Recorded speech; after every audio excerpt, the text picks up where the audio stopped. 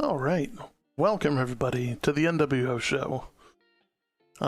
Pre-show, I should say. I'm happy to be here. Happy that it is Tuesday yet again, and it's gonna be a great day. So,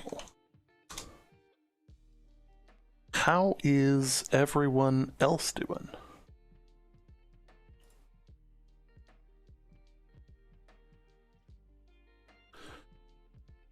As there is a surprising spike in viewers.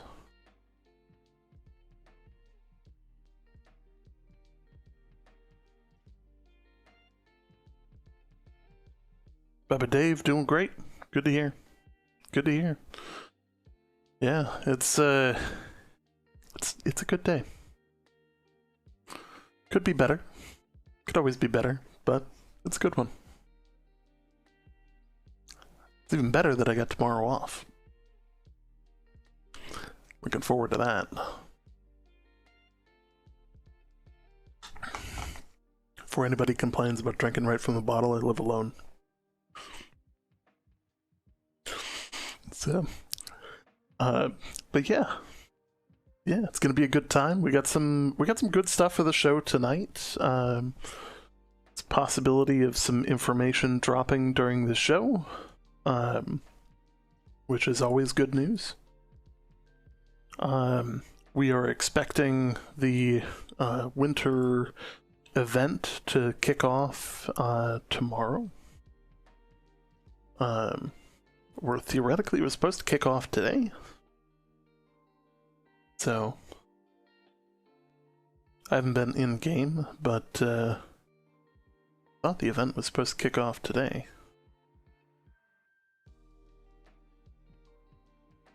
Can anybody confirm that the winter event is actually happening today?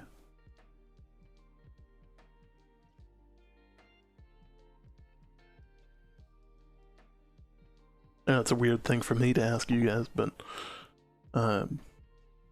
having not logged in yet, I'm not quite sure.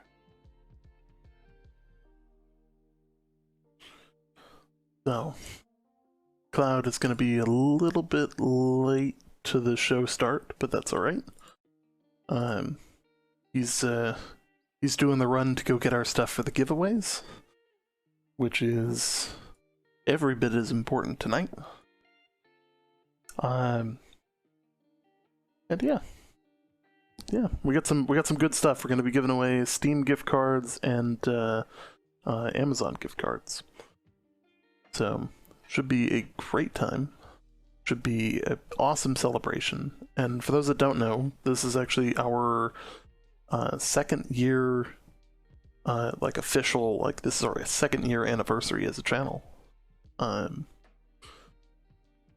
yeah, absolutely pumped for 2 years of doing this. It's been an interesting ride. It's been a surprisingly interesting ride. And of course, good people along the way. Happy birthday. It was my birthday, actually, last week. But yeah, thank you. Happy birthday to the show, too, I suppose. December is one of those months for us. It's a lot of good stuff happening all at once.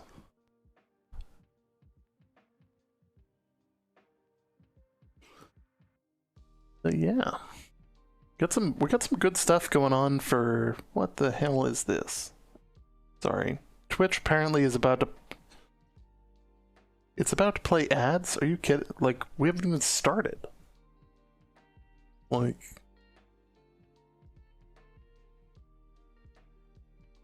gonna go ahead and apologize ahead of time for the bot, or not the bot, the Twitch just being friggin' Twitch. I literally can't help that.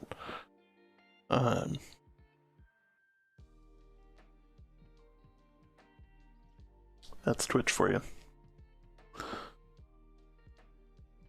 But suppose I can set up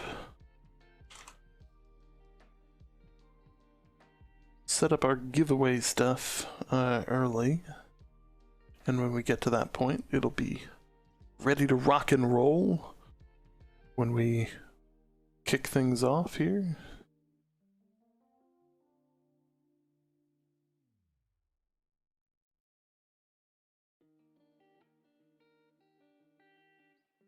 Let's see.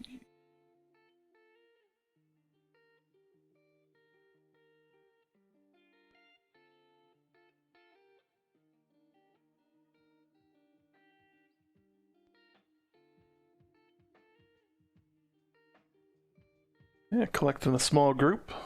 Happy to see you guys here. It's gonna be a good time. Slowly filling out with the usual suspects, plus some new ones.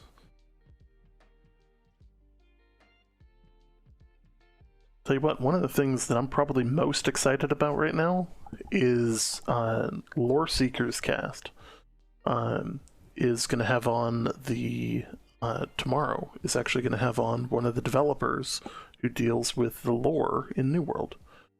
So I'm excited to see that they're finally breaking the walls down and letting the devs out to chat and have some fun with the community. That'll be a good time.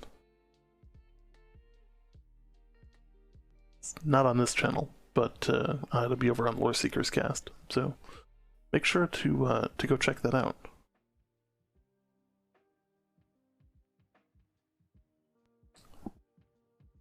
But let's see what else we got going on here.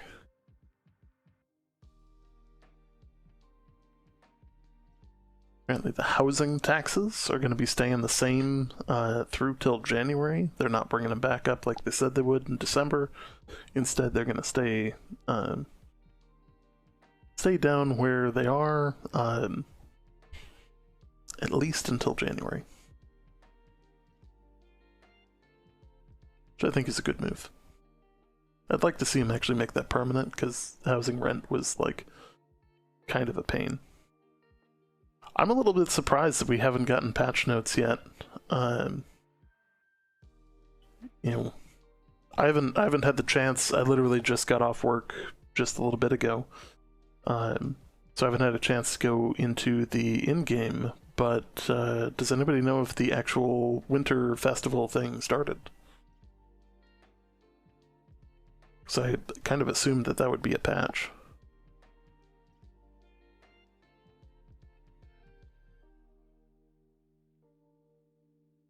Hasn't started?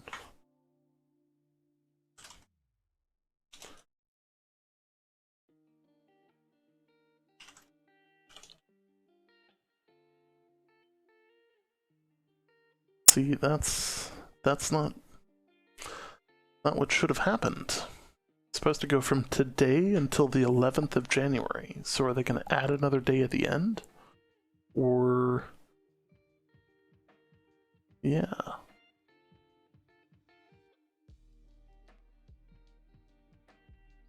See, now I'm like, I don't know what to think.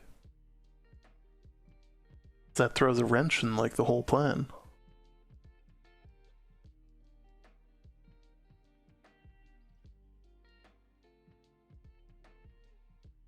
But let's see, what else we got?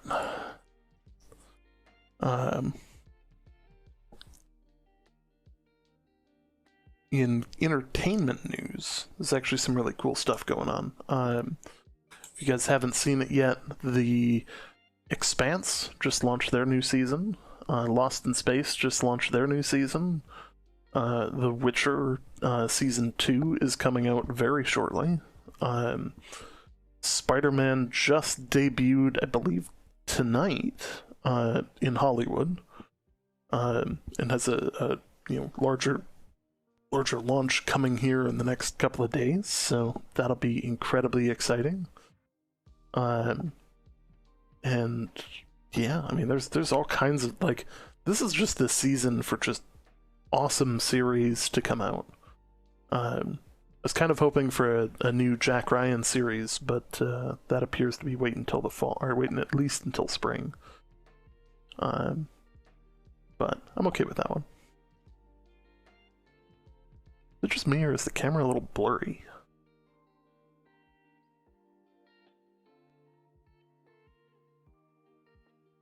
Yeah.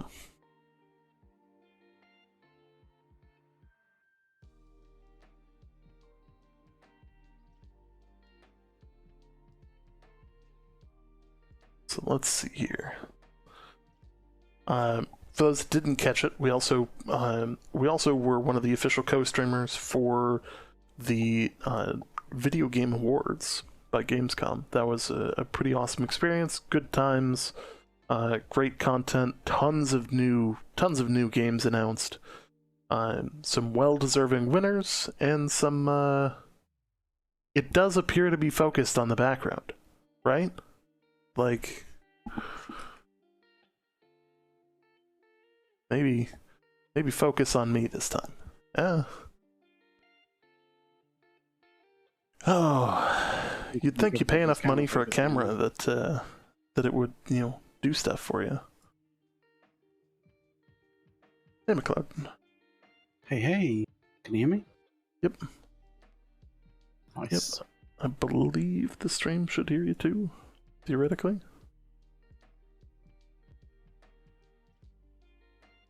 That's if I didn't break it. Yeah. But yeah, it's all kinds of good stuff going on. And of course it's the holidays, so you can't really complain on that front either. But yeah, McLeod, I'm assuming now that you're back, we have the we have the goods.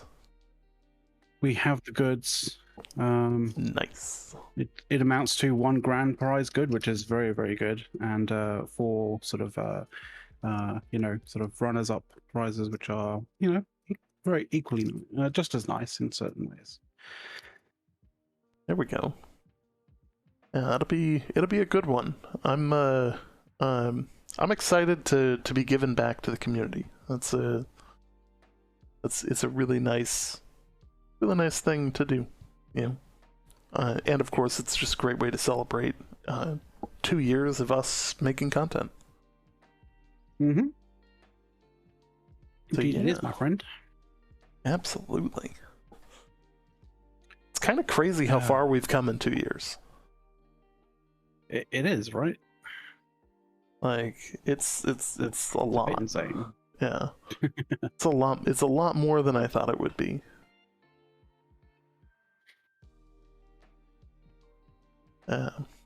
So I never got the wave off for today, so there's a good chance at getting patch notes tonight. How about this? If we if Amazon drops patch notes, we'll drop the grand prize. Ooh. How about that? Yeah, that would actually be a good one. So eyes are on you, Amazon Games. Yeah. So what are my top games? I actually wrote them down, and this is gonna sound really funny because I have like a whole folio in front of me. But I actually wrote down a bunch of games from the Game Awards that I'm actually really looking forward to. Ah, yes. Because you were able to watch the Game Awards live, whereas I was not. Yeah. Yeah, that kind of sucked.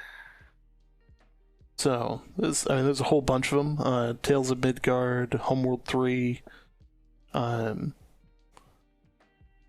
Arc Raiders, Somerville, Sonic Frontiers. I'm actually really looking forward to Sonic Frontiers. I haven't played a Sonic game in a minute, and it seemed kind of like an open world deal, which I can definitely dig. Hopefully that'll be good, yeah. Tiny Tina's Adventurelands, which is by the same studio that did Borderlands. That had an interesting twist to it, because initially you're kind of like, oh yeah, whatever, and then you're kind of sort of like, oh no, this has sort of like meta elements of actually playing, an actual board game as such. Yeah. So that had an interesting twist to it. It was kind of cool. Yeah. Um, let's see. Elden Ring is of course on my list of things that I'm just super excited for. Crossfire is another one. Star Trek Resurgence. I'm cautiously optimistic. I saw a good kind of gameplay, a bit of gameplay from the that sort of tech. I think they could refer to it as a tech demo of the sort of Matrix kind of game. And like, I mean, the tech demo alone is just like jaw dropping, like just in terms of how much you get out of the Unreal 5 engine. It's like I don't know how much. So the question is like, how much of it is like just the Unreal 5 engine like doing its thing, and how much of it is actually like hard graft from the developers of that like tech demo. But like, you can't visually see the sort of like where the development of content ends and when the sort of game engine kind of begins in that kind of sense of like filling out the world. It's nuts. Oh yeah, that one's pretty crazy. A Plague Tale Requiem. That one I'm interested in as well. Plague Tale looked alright, yeah. I got a reminder that apparently I need to go play Destiny 2 again. Yeah. It's like, oh yeah, by the way, this is Destiny 2. Like, oh really? Okay. Yeah. And let's see, Hellblade 2 was another one on here. Ooh. New World ad playing at the start of the stream. Well, it's good to see that they've got an ad push out there. Hopefully we can get some people back in the game. Yeah, I mean, that'll add some life to things. We're going to talk about all sorts of things with regards to the game when we'll talk about the interview that happened, right? Oh yeah, like because there's I know that I listed down a whole bunch of points, a whole bunch of like sort of things that were said in the interview, and I mean we can glance over those points or we can go like real deep into them. It's up to you, A's. Oh yeah, but I'm fine with going deep into them because I've got a fair amount to say. Yeah, well hey, that's what we're here for. Let's dissect what Scott Lane has said in public, and yeah.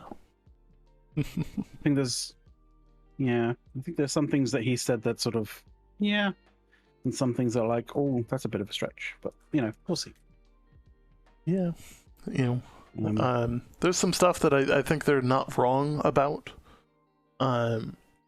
Like one of the things I'll talk about it now actually is the they start talking about the player count, and of course, like when the game launched, people played a lot. They played a lot, often, and for incredibly long play sessions. Which contributed to higher populations in the game over longer amounts of time. There's, basically, if you're playing all day, every day, then yeah, like, servers are going to be full. That behavior is not sustainable, and I agree with them that a percentage of the population, did that, and have returned to what most people would call normal life.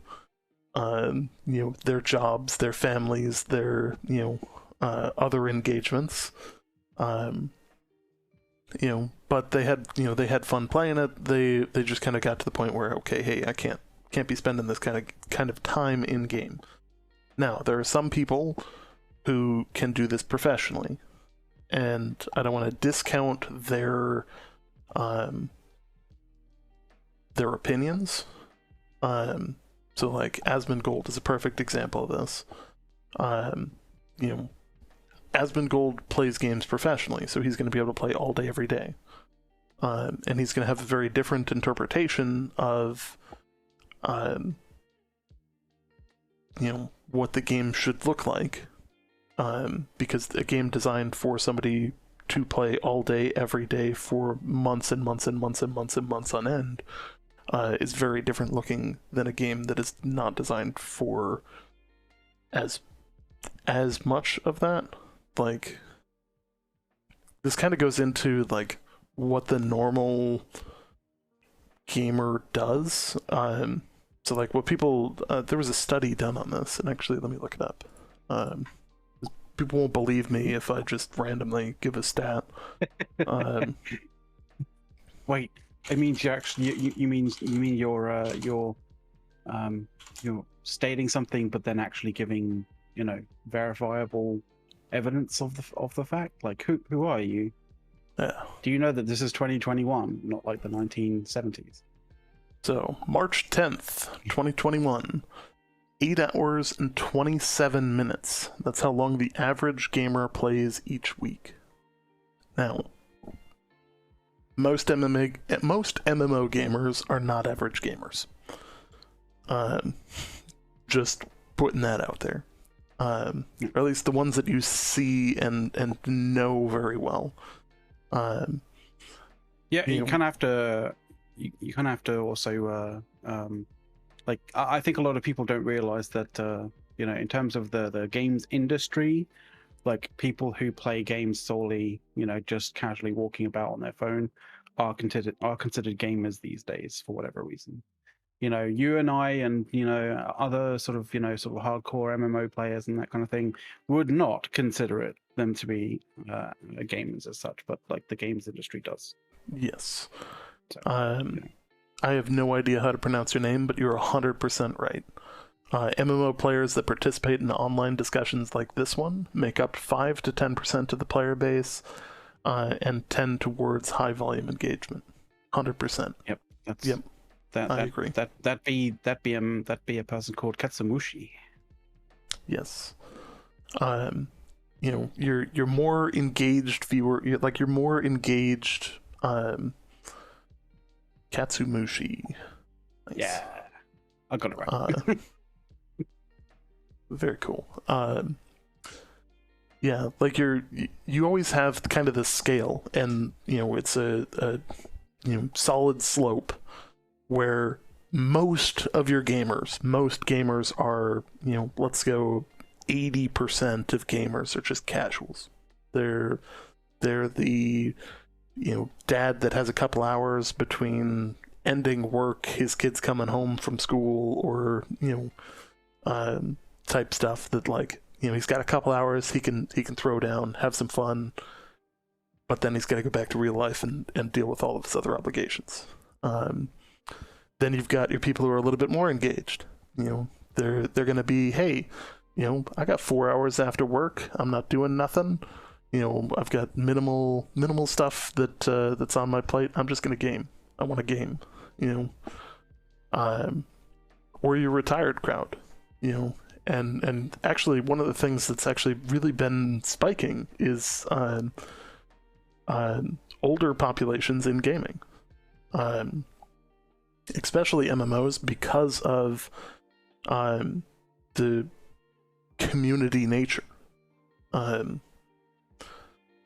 So that's that's actually a large population of people who can afford to play substantial amount of time, as they don't really have anywhere to be. And then you have like your hardcore gamers, which this is when you start talking about the Rust and the super hardcore games where it's like you have to be on all the time, otherwise you're gonna get offline rated, and it's all gonna turn to crap, and people will argue tooth and nail that you need PvP 100% of the time and all that. That's that crowd. Most of those players are going to fall within that crowd.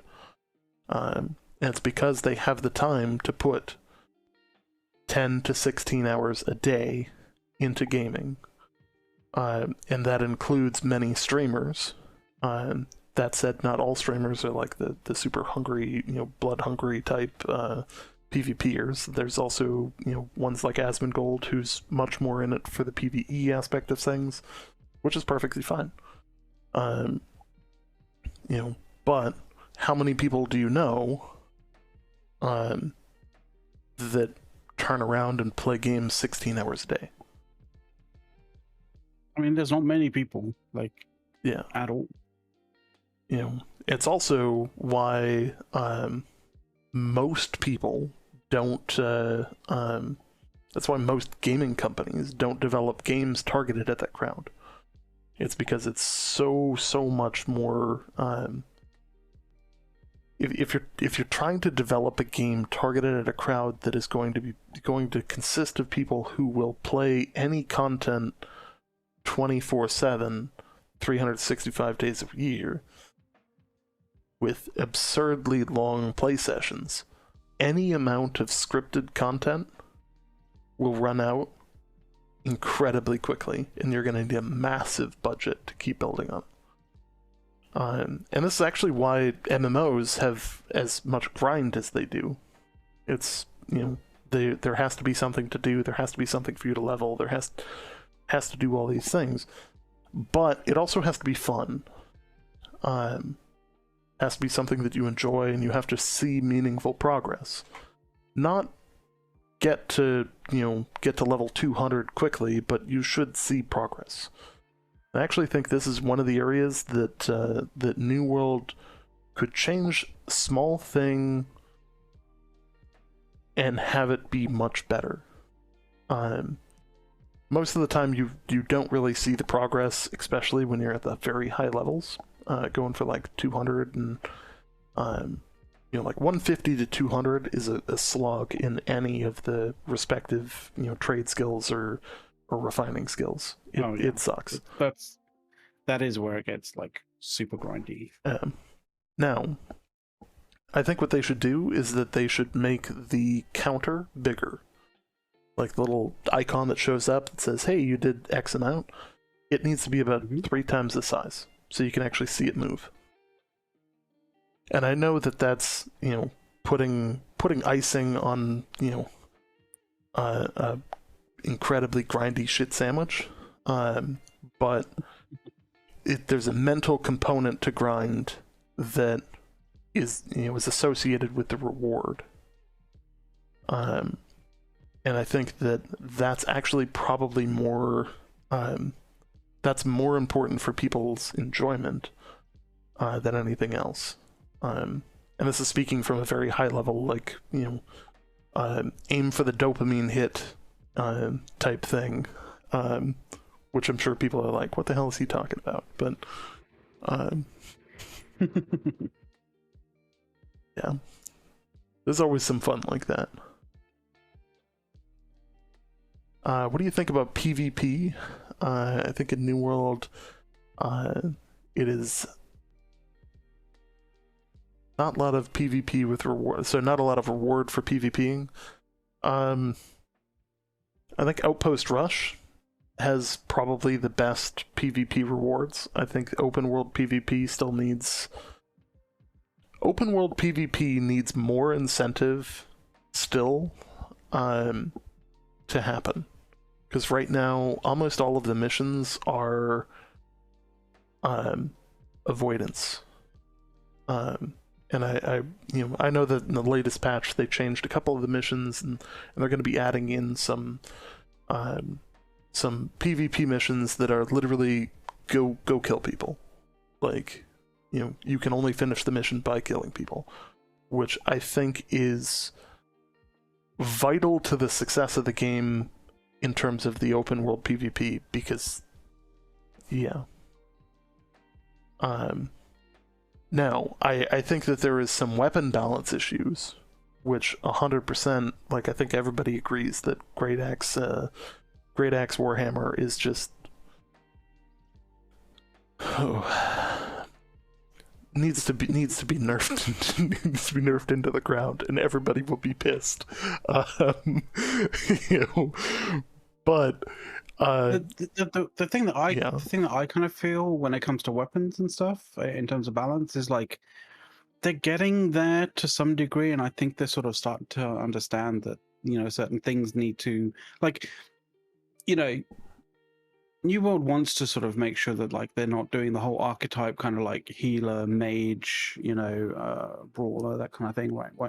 But like, these are archetypes that work in these, in sort of in gameplay, because, you know, they're not sort of they're not in a, you know, trying to be a situation where they're the jack of all trades and the master of nothing, right? Like, they work because they're, you know, well honed into a specific area, and because of that they're powerful in their very, you know, in a specific regard.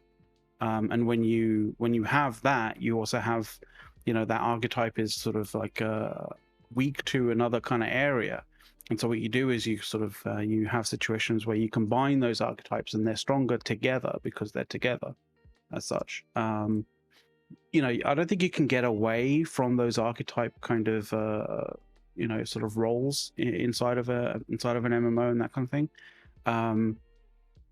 You know, but it's still completely fine for New World to basically be technically classless, as it was, because, you know, in doing that, you know, you don't lock you don't, you know, when you decide to play a certain way, you don't lock yourself into that area, and, like, you know, you can freely experiment with going a different way if you want to. It just sort of costs you in terms of, like, coin or whatever, in order to actually change your you know, attributes, and you know, change your kind of gear and all that kind of stuff, right? The thing is, with the weapons as it is at the moment, I think the one thing that they haven't actually addressed at the moment is the power of, like, damage from a weapon, and the associated crowd control that weapon allows, because Yes. those two things are still fundamentally one and the same almost. You know, if you're putting a lot of expertise or sort of experience into weapon masteries, you know, typically you're also probably putting a lot of attributes in to sort of make that weapon pretty powerful. So, you know, with one you get the other. Yes. And it should and kind of be a like, balance between a few things. Right now, you Yeah. can be very tanky, deal good damage, and be a CC god. I think, And I it think in some should way, be pick 2 I feel like it should be at pick most. one. I think I feel like it should be pick one. I feel it should be either you should be great at CC, you should be great at damage, or you should be great at tank, right? Yeah. You know, I think CC should be something that you could have in weapon masteries, you know, for every single thing. But I think there should be some element or some aspect of you know, applying progression to that boosts the CC from being weak and pathetic to being really quite strong, right? And that's something that you can't, like, push into. You can't have when you're both a tank, or whether you know, if you're also tanky, or if you're also, you know, a big damage dealer kind of thing. Because then it'll be a case of, like, then it'll be a situation of, like, yeah, you can be a massive heavy hitter, but you won't be able to sort of, you're gonna have to you're gonna have to bring somebody with you that is able to keep those people, you know, at arm's reach kind of thing. I guess in that kind of situation, maybe long range DPS might be a little bit more overpowered as such, but, you know, I don't know. I kind of feel it's just, I feel that the CC play and the heavy damage play is too heavily interconnected right now.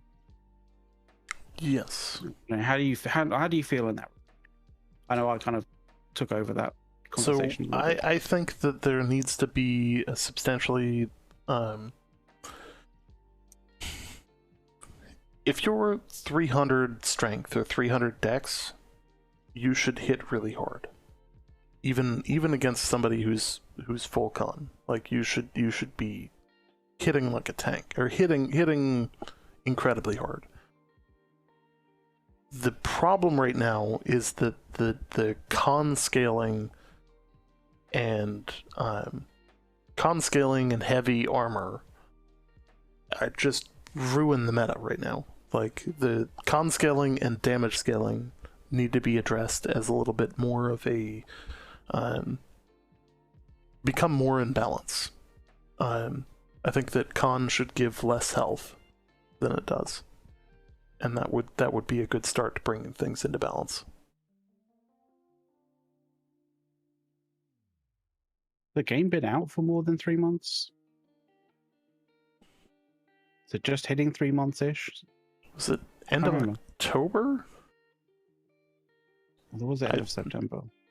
Was it 20? Yeah, 3 months and 28th December. I was about to say, like, yeah, because I was about to type in, like, I don't think the game has even been on up, like, and live for more than 3 months. So, you know, saying that, like, it takes 3+ months for developers to address, like, balance, weapon balance concerns it's a bit rich. Like, you might be, I gather you might be being a little bit hyperbolic there, but hyperbole, like, yeah, you know. Oh, yeah. Well, and one of the things to note is that they have had, some pretty sweeping changes to PvP, and some decent meta changes to the PvP, with the Into the Void patch, which kind of shifted up all kinds of weapon meta, which was definitely different. Can't say good different,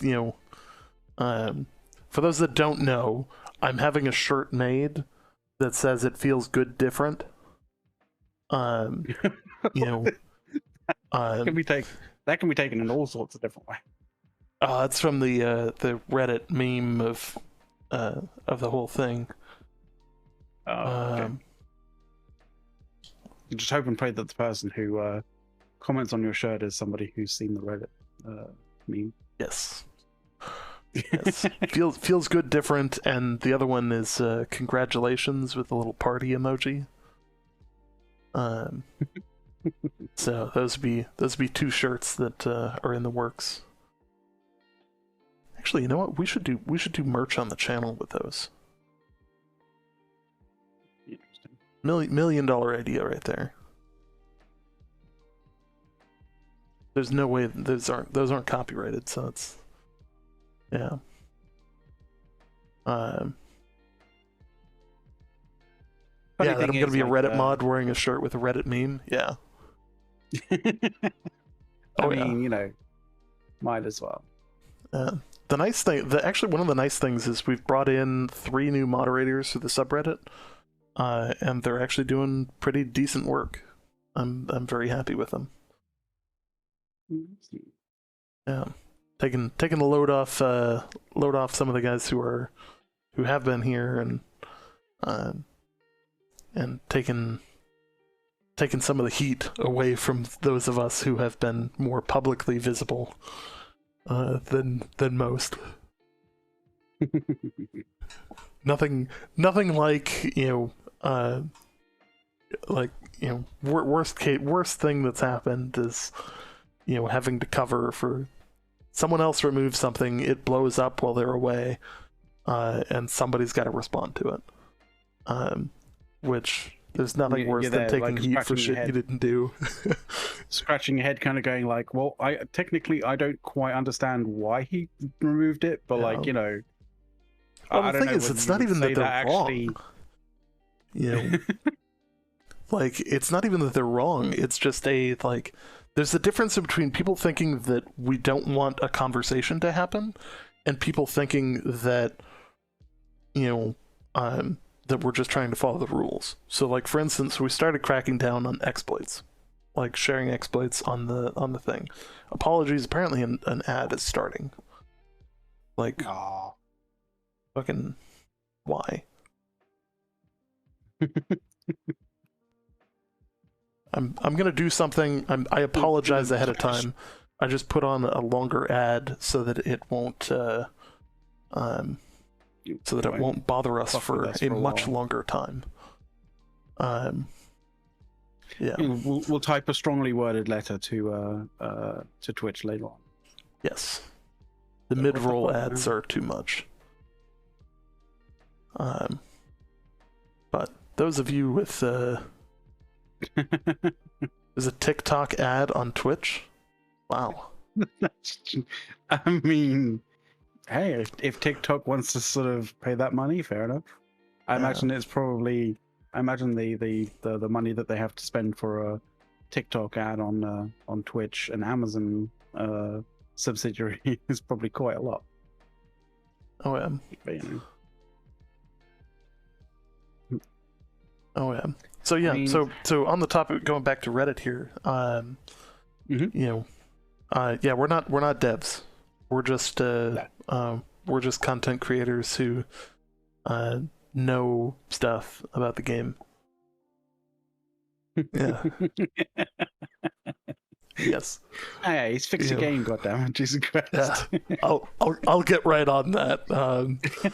You know, honest to God, for the amount of shit that I've taken related to New World, I should get a set. Like, I think the thing that I'm upset about most when people are like, "Oh, he's just a paid shill," it's like, I'm not even paid. Like, you know, it would hurt less if I was. Yeah. Oh. Yeah. At least she'll get like compensation, Jesus. Right? We just do it because we like it, which, like, you know, God forbid that be a That's thing. not the line. That's we just shill because we like it. No, we don't shill. Like, No, we like create content. We do know. enjoy the game. We do Yeah. enjoy the game, and we kind of feel like, yeah, like, so this is the thing. Like, bit of real talk here, right?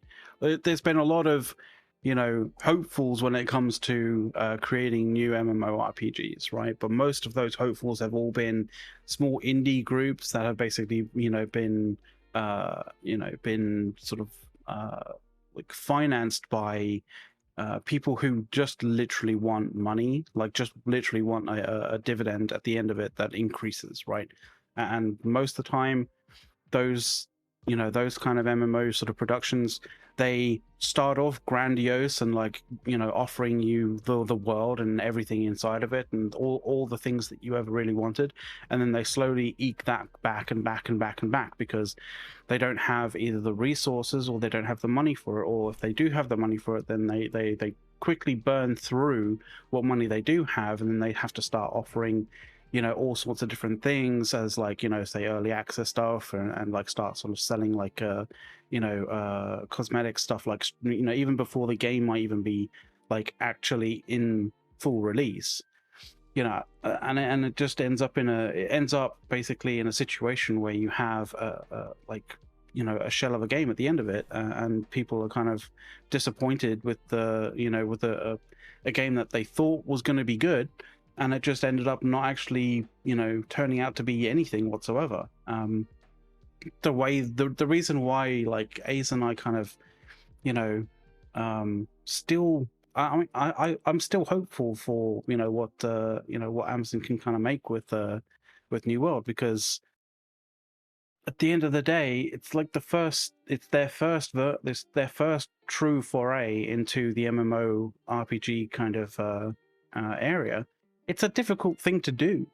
Not even Square Enix with Final Fantasy got it right first time. Like, I was literally watching a GDC, a Game Developer Conference seminar on, a guy from Square Enix basically sort of going through and telling them, like, how they fucked up, Final Fantasy 14, before they did the Realm Reborn. Like, and literally you look at, like, where they went wrong, what they did wrong, and sort of how the game kind of launched, and people's criticisms about the game. Like, 90% of the issues that they had were exactly the same sort of issues that Amazon games have, and what people talk about when they talk about, like, their aggravations with New World. And so if Square Enix can do what they've done fantastically with Final Fantasy 14 recently, like, I have hope that Amazon could potentially turn this around. is New World like an absolutely perfect game? No, nowhere near. Is it a good start? Yes. I think it's got a good start. I think it's got solid bones to it. Like, you know, it's got good content. For those playing and you haven't reached 60 yet, there's plenty to do. You know, so don't fear. And even post 60, there's still a sizable amount of content to play before you might get bored with grinding gear score. You know, I too worry about how fast the population is leaving. Some of that, as I said earlier, some of that is related to people just returning to their normal lives and playing less often, because, you know, like when the game launches, of course, like even I was playing crazy hours, absolutely crazy hours. But you turn that around, you know, you eventually have to go back to, you know, your real life job and your, you know, other obligations. And I'm not saying that that's everybody, and I'm not saying that that's 100% of the problem, because obviously there is a drop off. And I think a lot of the bugs and a lot of the duping issues and stuff like that were detrimental to the player population. I think it's just a fact of life when it comes to sort of like launching a game on a new engine. Like, you know, you haven't tested that engine out. You haven't put that engine, you know, out into the open to be fully, to basically be smacked at by 1,000, you know, 1,000,001 different people with sticks, right? And invariably something's going to break. Exactly. Invariably a lot of things are going to break, but like, you know, exactly. that's what happens with engines, game engines and games, like, you know, and you know, a couple of good things are happening. You know, even with all the players leaving, this game still has more players than most games, which is an important thing to note. It's gonna start feeling fuller. Obi-Wan Jabroni, I like it. You know, it's gonna start feeling a lot more full now that they're pushing through server merges. Server merges are going to make the game feel a lot healthier. It's going to feel, hey, there's a population here. Hey, there's more people to fight out in the open world. There's competition for resources. You know, towns are going to make the appropriate amount of income to actually make them worth fighting over. You know, there's a lot of aspects like that that are missed. When the population drops as quick as it has, and the hope is that, hey, we can, you know, hopefully the studio can get everything lined up and get the mergers done so that we can return to what feels normal. Because there are many servers out there that don't feel anywhere near normal, and it doesn't even feel like an MMO. It feels like you're playing a single player game where you occasionally encounter someone else. Single player adventure game with not much. Someone has accidentally entered your campaign. You know, but I think they were counting on having more time until then. You know, I'm hoping that they learned quite a few lessons from this, and, you know, obviously Amazon isn't cutting their losses here. They're not cutting the team. They're continuing to hire many positions. You know, unlike Activision Blizzard King, yes, whose subsidiaries literally just axed, you know, a whole bunch of QAs, like, for no reason. Yeah, and I'm sure that Amazon is more than willing to pick up QA staff. Actually, fucking good point. That is a really good point. Like, yeah, if you lost your job, QAing stuff for Activision Blizzard King, or I think it was it Raven? I think it was Raven, right? Something like that. One of the subsidiaries, anyway. Yeah, like, you know, Amazon is hiring. Yeah. Imagine still thinking New World is a good game. Imagine trying to shit on people for enjoying something. I know. You know, I think that says more technically about you than it does anyone else. Got 100,000 plus people that disagree with the statement that it's not a good game that are currently logged in. I mean, I have my my disagreements with like how the end game is playing out, as it were, you know. But like, I'm not there kind of going like, oh, game's dead, game is terrible. It's like, well, no, like, you know, everything, you know, the enjoyment that I had with playing the game, you know, up to 60, and you know, for a few weeks while I was 60, you know, doing various different things, yeah, like it was fun, it was good. Like, yeah, fair enough. There's a few kind of situations where you know, bugs and that kind of thing kind of spoiled a little bit of thing, but they were temporary, right? Yeah, it's not like I'm there looking at, like, you know, people's other people's wallets and kind of going, oh fuck, like I'm nowhere near the, you know, like 3 million coin that they have. Like, no, because nobody has fucking 3 million gold. And did anybody think the Duelist was gonna stay? Like, I mean, I was not surprised by that. He's probably gone back to like, I mean, you know, one like, he's got a pretty decent course load, but two, like, you know, he's always had a different vision of what New World should be than what the devs appear to have. So it wasn't surprising to see him leave. Yeah.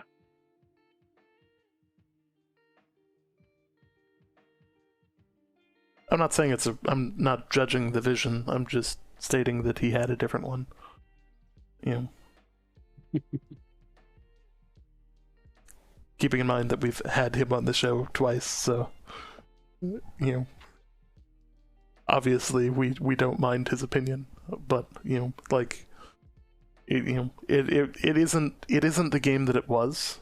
You know, when we get into the show, we're gonna talk a little bit more about like where New World was, like Alpha 1, which was a very, very, very different game in scope, scale, and everything else. And many of the people playing now would not have played Alpha 1 if it had launched as a full game.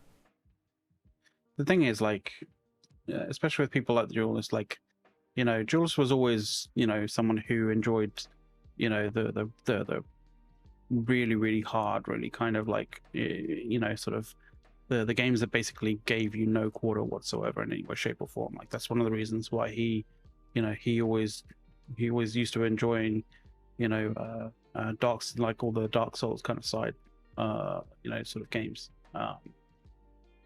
And you know, when you have that desire for absolute perfection, and it just, you know, and it's, you know, not coming to you in a particular game, like, you know, as fast as you want, yeah, you're going to get frustrated and you are going to move on. Like, but, you know, I don't see that as, like, you know, a negative too much. Unfortunately, one of those things is, you know, the game that the game that Duelist wants is something that isn't to everybody's liking. Well, actually, no, I wouldn't. I'll say that differently. The game that the Duelist wanted New World to be isn't something that the majority of people would prefer. That it's something that you know, purists like him would love to see, but purists like him are few and far between. Yes. They're exceptional players in their own right. You know, he's an exceptional player in his own right. You know, in his ability to be able to weave things, weave sort of like aspects of the combat system together in very intricate ways. It's just, that isn't for everybody. And if you make a game that's that difficult or that unruly and that sort of that gives no quarters in that regard, like you're only really going to be satisfying a small kind of population of absolute hardcore players. Mm-hmm. Absolutely. I mean, I think it's important to note that, like, there's the audience that you can get, there's the audience that you could get, and then there's the audience that the game you built is going to attract. And you have to target all three of those things to be the same. Yeah, So what in Viz, that's kind of where I'm going at. Like, if you make a game that is only catering for a very small niche crowd, like you're I mean, when you look at it from a business perspective, it's not a good business. It's not good business sense. Like, eventually when you come sort of making other games and stuff like that, yeah, you can opt in for making an offshoot of a game that caters to to those people who are very in that sort of niche kind of playstyle. But if you're making a game that is meant to be very open to a lot of people, which is what New World is. It's meant to be open to a lot of playstyles. It's meant to be open to a lot of people who enjoy a lot of different types of gameplay. You're not really going to catch that crowd. And from a business standpoint, you want it to be a success, a business success, and you want it to be a financial success. And those games that cater to a very niche crowd aren't that successful. They're notorious, like Dark Souls is, but they're not absolute massive successes like things like World of Warcraft. Mm-hmm. And if you look at specifically like for instance Rust, where Rust is probably, if you were to compare Alpha 1, Rust is about as close as it gets, but make it not have any guns, and make all the weapons 17th, 18th century, then you're in the ballpark of what Alpha 1 was. The problem with games like Rust is that they die very rapidly, and I know people are going to be like, yeah, but Rust is a success. Rust has 60 to 80,000 people, depending on the week, depending on if something new comes out, and it is the only one in that genre to consistently exist. Almost all other games that have tried to hit that genre have failed. And Rust renews itself from Rust for one, Rust has a very stable monthly update cycle, and the other thing is Rust has that in actual fact Amazon Games actually doesn't want to do is the whole kind of like wipe cycle, and private servers. You go play Rust. Yeah, you go play Rust. Like the absolute longest that you're going to have in terms of persistence in a game in one server is going to be, I think it's like 1 month, right? 4 weeks. After that, shit just gets wiped. Mm-hmm. But right. you have we're after 7, so we gotta. Oh right, okay. Yep.